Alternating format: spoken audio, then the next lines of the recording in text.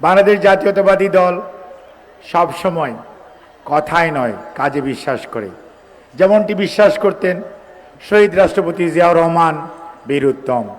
জন্ম নিয়েছেন বাগবাড়িতে, স্বাধীনতার ঘোষণা দিয়েছেন চট্টগ্রাম থেকে এবং যুদ্ধ করেছেন রণাঙ্গনে, অর্থাৎ বসে থাকেন নাই।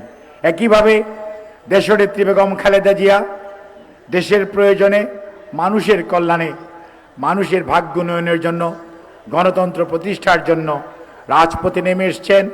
আপনাদেরকে নিয়ে দল গুছিয়েছেন, দেশের মানুষকে সংগঠিত করেছেন।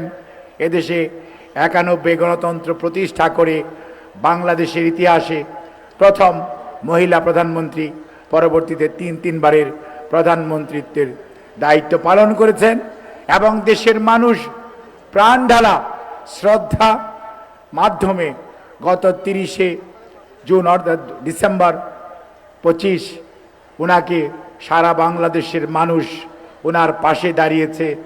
ওনার বিদায়ের বেলায় শ্রদ্ধা জানিয়েছে বাংলাদেশ।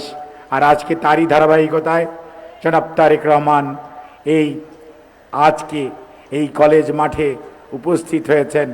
শুধুমাত্র বাগবাড়ি নিজের পিতৃভূমি, সেখানের মানুষের মাঝে নয়, সারা বাংলাদেশে আজকে বিএনপির যে ফ্যামিলি কার্ড, এটি বিএনপির নির্বাচনী অঙ্গীকার।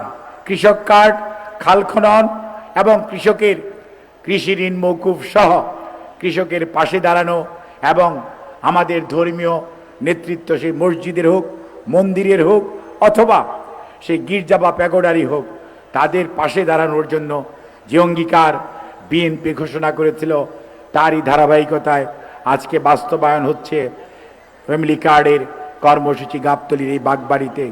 আজকে সেজন্য আমরা আমাদের পক্ষ থেকে শুধু নয়, সারা দেশের মানুষের পক্ষ থেকে আজকের প্রধানমন্ত্রী জনাব তারেক রহমানকে ধন্যবাদ জানাতে চাই।